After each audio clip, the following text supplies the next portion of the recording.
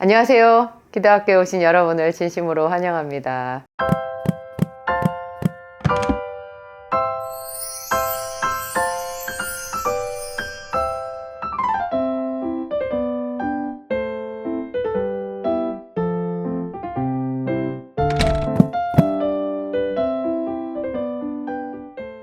제가 오늘 빛에 대한 이야기를 해보려고 해요.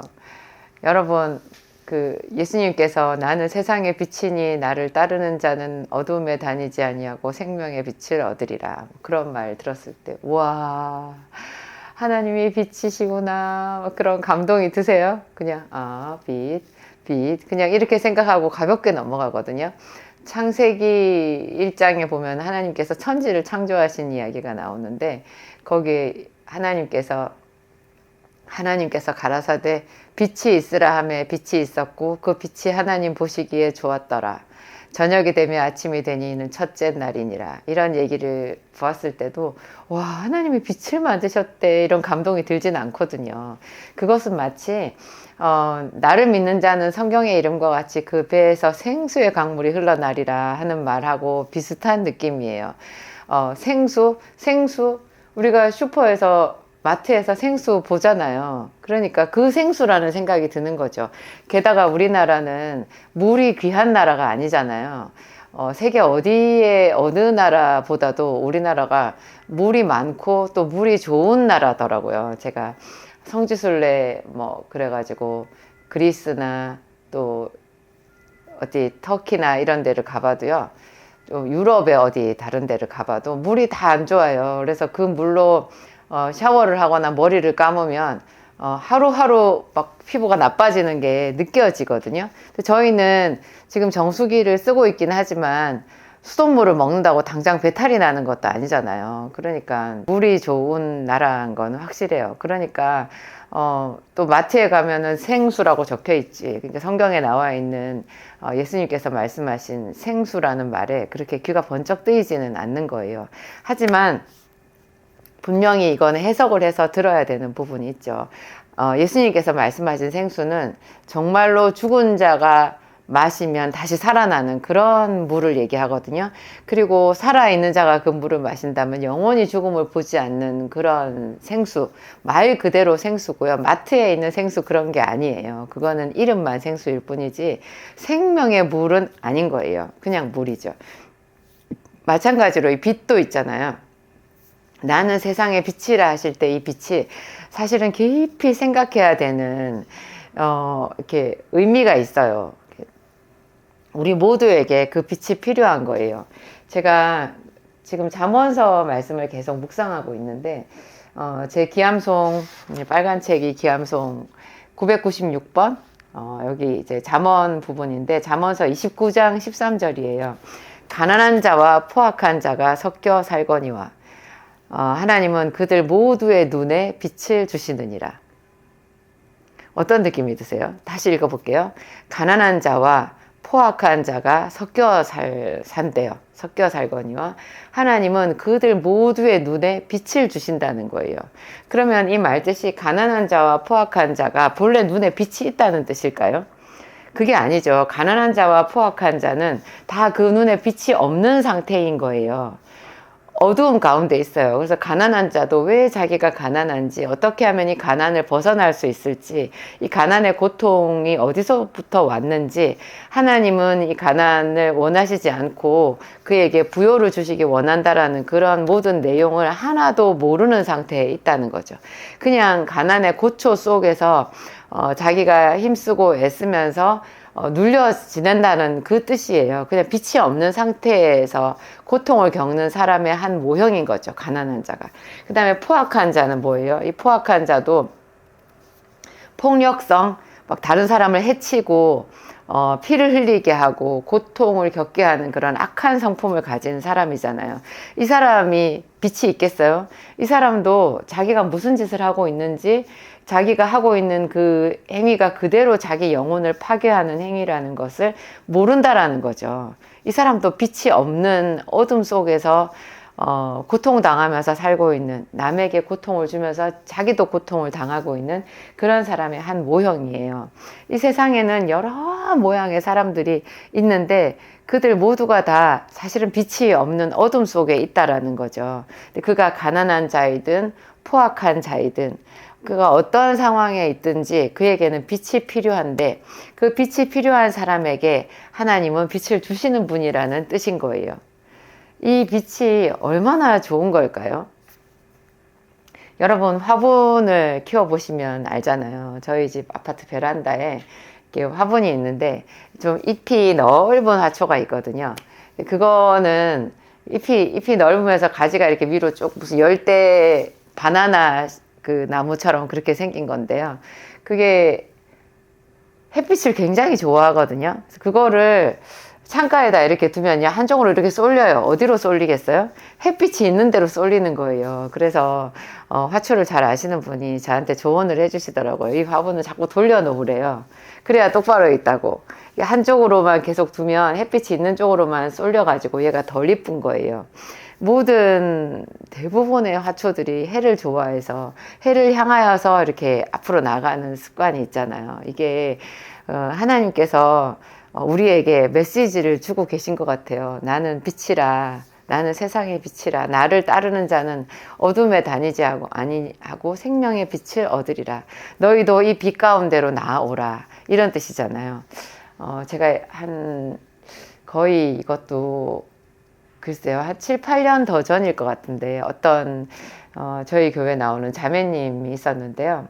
참 예쁘고 신실한 자매님이었어요. 지금도 그래요. 그 자매님에게 하나님께서 그 수련회를 갔을 때 주신 말씀이 있거든요. 저는 그 말씀이 저한테 굉장히 은혜가 됐어요. 저는 다른 사람들에게 이렇게 우리 목사님이 안수해주고 지식의 말씀이 임할 때 그걸 듣는 거를 참 좋아하거든요. 제가 은혜를 받고 뿐만 아니라 제가 그분을 위해서 항상 그 말씀을 생각하면서 기도하면 기도가 더 잘 되더라고요. 그 자매님한테 주신 말씀이 빛 가운데로 나아오라. 네가 어둠에 있지 말고 빛 가운데로 나아오라. 그런 말씀이었어요. 그 자매님이 그 당시에 예배에 가끔 나오고 교회에 가끔 나오는 그런 수준이었었거든요. 하나님께서 저 자매님에게 무슨 말씀을 하실까 했더니 너는 그 어둠 가운데 있지 말고 빛 가운데로 나오라. 그런 말씀을 주신 거예요. 그런데 그게 너무 저는 행복하게 들렸어요. 그 자매님을 부르는 큰 선물을 준비해 놓고 그 자매를 부르는 아버지의 따뜻한 음성처럼 들렸거든요. 너무나 좋은 말씀.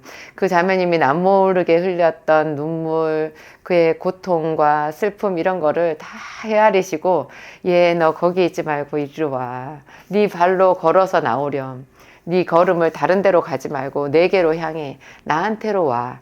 그러면 내가 너의 눈물을 닦아줄게. 너를 행복하게 해줄게. 그런 초청의 말씀으로 들렸어요. 그리고 너무너무 그 자매님을 사랑하는 하나님의 사랑이 느껴져서 또 그 사랑이 제가 믿으면 그대로 또 제게 되잖아요. 그래서 참 좋았고 제가 그 자매님 위해서 기도할 때마다 가끔 기도할 때 그 말씀을 생각하고 기도합니다. 여러분 이 빛의 위력이 얼마나 대단한 건가 하면요. 빛의 위력이 그게 제가 창세기 또 구약 성경을 이렇게 쭉 읽을 때 구약 성경에 나왔던 그 인물들의 이 빛이 이렇게 느껴지더라고요. 그 하나님께서 주시는 빛이 어느 정도냐면 여러분 우리가 요셉의 이야기를 많이 하잖아요. 창세기에 나오는 야곱의 아들, 야곱이 사랑했던 11번째 아들 요셉이 형들의 그 시기에 이제 그 휘말려 가지고 형들이 그 사람을 이제 동생을 미디안 상인들한테 팔아가지고 이 17세 소년이었던 요셉이 그냥 갑자기 아버지의 사랑을 받던 집에서 갑자기 언어도 다른 애굽 땅으로 노예로 팔려갔잖아요. 거기서 무려 나이 30이 될 때까지 말할 수 없는 고초의 세월을 겪는데요. 그 기간 동안 내내 하나님이 요셉과 같이 있었거든요. 그게 창세기에 보면 분명히 나와요. 요셉이 아버지의 집에 있었을 때는 사실 호의호식하며 그 부자 아버지 야곱의 총애를 독차지했기 때문에 채색 옷을 입었고 좋은 것 먹고 잘 살았을 거거든요. 근데 성경은 그 아버지 야곱의 집에 있었을 때 요셉을 형통하다라고 말하지 않아요. 그냥 요셉이 자기 형들의 잘못을 아버지께 고했더라 뭐 이런 식으로 약간 좀 고개가 갸웃해지는 그런 말만 써놨죠. 요셉이 아버지의 집에서 뭐 빛나게 살았더라 이런 얘기가 전혀 없어요. 근데 오히려 반대로 요셉이 이제 캄캄한 구덩이에 던져진 거잖아요. 형들의 미움을 받아서 이제 아버지는 자기가 죽은 줄 알고 계시고 이제 요셉은 아버지도 모르게 애굽 땅에 노예로 팔려가서 보디바르의 집에 종이 되었으니까 그 17세 소년이 말도 안 통하는 그 이국 땅에서 종으로 살았을 그 나날을 생각해 보세요. 그런데 딱 그 시점에 그 부분에 보디바르의 집에 종으로 팔렸더라 이렇게 해놓고는 성경에서 뭐라고 말하느냐 하면 하나님이 요셉과 함께 하심으로 요셉이 형통하였더라 그래요. 참 이상한 거예요. 어떤 사람 누구 하나가 그 보디바르의 집에서 이 요셉을 귀히 본 사람이 있었겠어요? 또 어떤 누구 하나가 거기서 하나님을 믿는 사람일 수가 있었겠어요? 요셉이 사방 아무리 주변을 둘러보아도 자기를 도와줄 만한 사람 하나도 없고 말이 통하는 사람도 하나도 없고 그냥 자기는 딱 종으로 구덩이에 던져진 거잖아요. 그랬는데 눈에 보이지 않는 하나님이 그에게 빛으로 계셨다라는 뜻이에요. 그래가지고 요셉이 형통했다라는 거예요. 여러분 그거 참 놀랐거든요. 성경에서 그렇게 말을 하고 있는 게. 무슨 뜻이냐면 내가 아무리 지금 이 21세기에 지금 이 기도학교 방송을 듣는 여러분이 기가 막힌 웅덩이에 빠져 있는 상황이라고 하더라도요. 이 17세 소년이 애굽 땅에 노예로 팔려갔을 그 상황보다는 낫지 않겠어요? 우리는 말이 통하는 우리나라 고국 땅에 있으니까 그렇잖아요. 또 밥도 먹잖아요. 요새 대한민국에 밥 굶는 사람은 거의 없거든요. 그런데 이 요셉이 훨씬 더 캄캄하고 어둡고 절망적인 상황에 던져져 있었는데 그가 그곳에서 자기 아버지의 하나님, 자기 조상의 하나님을 생각했던 것 같아요. 그러니까 하나님이 요셉과 함께 계셨고 그래서 요셉이 거기서 형통했다라는 거예요. 저는 그게 빛이라는 뜻으로 이해가 됐어요. 나는 세상의 빛이니 나를 따르는 자는 어둠에 다니지 아니하고 생명의 빛을 얻으리라. 가난한 자와 포악한 자가 섞여 살거니와 하나님은 그들 모두의 눈에 빛을 주시느니라. 요셉의 눈에 하나님을 아는 빛이 임한 거예요. 그 빛이 얼마나 강했던지 얼마나 그 빛이 특별했던지 그 전혀 하나님을 알지 못하고 거기에 보디발의 집에 가난한 자와 포악한 자가 살고 있지 않았겠어요? 보디발의 아내는 심지어 음란한 여자로서 나중에 요셉을 유혹하다가 요셉이 말을 안 들으니까 요셉에게 덤탱이 씌워서 요셉을 강간범으로 이렇게 몰아버렸을 정도로 무서운 여자였잖아요. 그런 사람이 살고 있는 그 집에 이 요셉 하나가 하나님의 이름을 불렀을 때 그곳에 임한 빛이 얼마나 컸던지 보디발이 요셉을 알아본 거예요. 그래서 저 녀석이 뭐가 있다 저거 특별하네. 그래가지고 요셉을 특별히 봐서 집에 가정총무로 세웠고 나중에 요셉이 또 누명을 써서 감옥에 들어갔는데 감옥에 있는 간수장이가 요셉을 또 알아보잖아요. 제 생각에 거기 있는 죄수들도 다 요셉을 알아봤을 것 같아요. 그것은 뭐냐? 요셉의 안에 있었던 빛의 힘이에요. 그러면 무슨 뜻이에요? 지금 우리에게도 더 완전한 빛 대신 예수님이 이 완전한 빛의 말씀을 우리에게 주셨잖아요. 이 말씀을 항상 내 안에 채우는 거예요. 그러면 그냥 하늘문이 열리는 거예요. 하늘문이 열리고 내가 어떤 상황에 있다 하더라도 그냥 나는 그 순간부터 주의 이름을 부르는 그 순간부터 형통한 자요, 안전지대에 거하는 자요, 미래가 보장된 인생을 살아가게 되는 거예요. 당장 눈에 보이는 상황은 변함이 없다 하더라도 요셉이 그 힘들게 고생했던 그 모든 일들은 사실은 나중에 형통할 것이 보장되어 있는 그 직선 길이었다는 걸 우리는 성경을 통해서 보잖아요. 하나님이 우리에게도 그와 같이 해주신다는 그 약속이거든요. 그러고 보니까 야곱은 외삼촌 라반의 집에 있었는데 그 외삼촌 라반은 얼마나 악한 사람이었어요. 그 사람은 분명히 아브라함의 친족이었고 아브라함이 며느리 리브가를 그 라반의 누이 동생이었잖아요. 그래서 데리고 왔던 그 리브가와 한 형제 자매였던 그런 사람, 하나님의 이름을 부르는 제단을 쌓는 그런 사람인데도 불구하고 라반은 굉장히 악했고 사악했어요. 그래가지고 자기 조카 야곱이 일을 잘하고 그가 형통한 자인 것을 보고 작심하고 야곱을 울고 먹잖아요. 무려 20년이나 야곱을 부려먹어요. 그런데도 하나님은 그 처음 7년, 그 다음 7년, 무려 14년을 이제 아내를 얻기 위해서 야곱이 외삼촌 라반에게 무료 봉사를 했는데, 그 다음 마지막 6년 동안에 야곱이 하나님께 기도하고 자기의 품삯을 도저히 불가능한 품삯을 외삼촌 라반이랑 협약해서 정했잖아요. 여러분 그 내용 다 아신다고 생각하고 제가 지금 말씀을 드리는데, 하여튼 하얀 양들 중에서 점 있는 것 아롱진 게 나오면 그거를 자기 몫으로 하겠다. 우리가 양을 안 쳐봤어도요, 우리 다 알잖아요. 하얀 양들 사이에는 하얀 양이 나오겠지. 얼룩진 거나 아롱진 거 이런 거는 어쩌다가 돌연변이식으로 나오지 않겠어요? 그런데 야곱이 그 정반대로 나올 법하지 않은 그 양을 자기 품삯으로 하겠다고 그런 계약을 외삼촌 라반이랑 한 거예요. 그렇게 해야지 외삼촌 라반이 자기 이야기를 들어줄 테니까 자기한테 그 계약을 이행할 줄 생각하고 그 외삼촌 라반의 속임수를 꿰뚫어 보면서 야곱이 얘기를 했는데, 야곱은 무슨 뜻이에요? 하나님이 자기 편이 되셔서 외삼촌 라반을 따돌리고 자기와 한 편이 되어서 자기에게 유리하게 그 양들이 새끼를 하얀 양들 사이에 점인 것 아롱진 것이 나오게 하실 수 있는 분이라는 것을 믿었다는 거잖아요. 저는 이 얘기를 봐도 그런 거에 사방이 다 막혀 있어도 하나님의 이름을 부르고 그분께 기도하고 그분의 말씀이 자기 속에 있기만 하면 그에게 빛이 임한 거예요. 그 빛을 다 잡아먹는 블랙홀 같은 라반이라는 사람도 그냥 뚫어버릴 정도로 강렬해서, 그곳에서 야곱은 한때, 두때, 세때를 이루는 거부가 되어서 나올 수 있었거든요. 외삼촌 라반이 이거 아닌데 해가지고 품삯을 바꾸고 또 바꾸고 이렇게도 바꾸고 10번을 바꿨대요. 6년 동안에.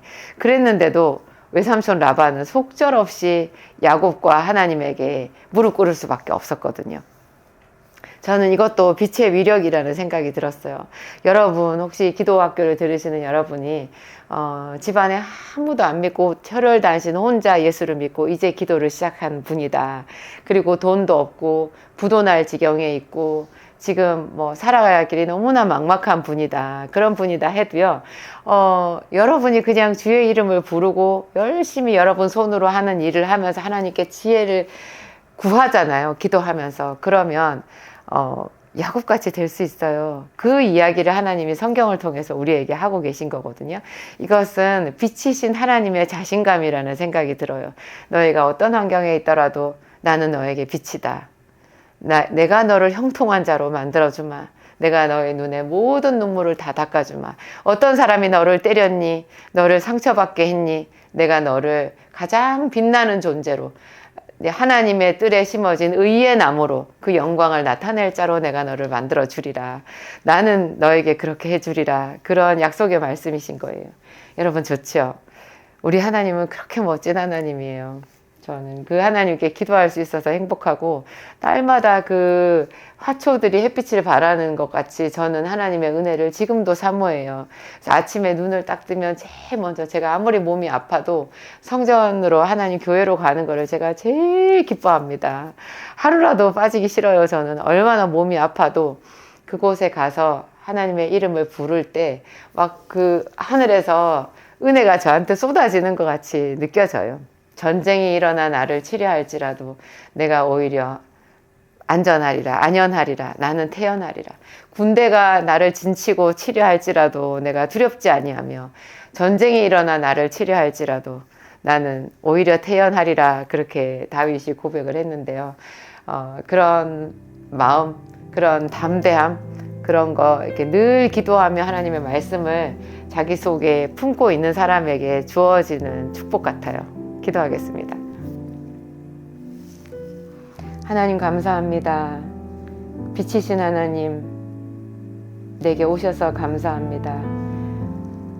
하나님 우리 아버지 감사합니다. 악인은 어둠 가운데에서 엎드러져도 그것이 무엇인지 깨닫지 못하나 의인은 점점 더 빛나서 충만한 광명에 원만한 광명에 이르게 되리라 하셨습니다.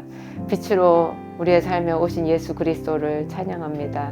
하나님 다윗을 비추시고 다니엘을 비추시고 또 야곱과 요셉을 비추시며 그들 주변에 있는 모든 사람들에게 하나님 당신의 빛을 기이한 빛을 나타내셨던 것을 기억합니다. 지금 이 시간에도 주는 동일한 하나님이시며 우리의 삶에 빛을 비추시며 그 빛을 통하여 모든 좋은 것을 아낌없이 우리에게 주시는 분인 줄을 확신합니다. 그 하나님의 이름을 찬양합니다. 태초에 빛이 있으라 하셨던 그 하나님은 지금 우리에게 예수 그리스도의 말씀으로 오셨고 예수는 우리 안에서 하나님의 빛이 되어서 우리 주변의 모든 어두움을 밝히고 내 주변에 있는 모든 사람과 함께 내가 기쁨을 누리는 존재가 되게 해 주십니다.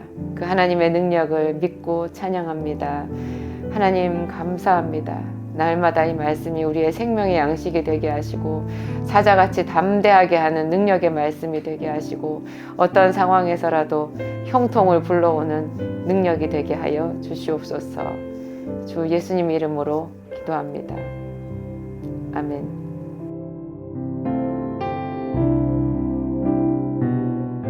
여러분, 저희 순복음 안디옥 교회로 많이 와서 같이 기도해요. 얼마나 좋은지 몰라요. 요즘에도 오시는 분들이 많이 있는데 더 많은 분들이 오셨으면 좋겠어요. 여러분 혼자 기도하시지 말고 저희 순복음 안디옥 교회 또 주일 오후에는 제 기도 학교가 있잖아요. 현장 기도 학교. 거기서 제가 말씀을 한 4, 50분 전하고 다 같이 거기서 통성으로 기도하는데 그거 체험도 여러분들에게 기도 실습이 되거든요. 그리고 저희 교회 금요 성령 집회 금요일 날 저녁 8시부터 시작하는 금요 성령 집회도 굉장히 좋아요. 저희 남편 목사님 이 시대 최고의 기도 인도자 그러면서 또 영적 전쟁에 대한 말씀도 증가하시는데 다 같이 그렇게 뜨겁게 기도를 사모하는 사람들이 기도하는 교회 요즘에 흔치 않거든요.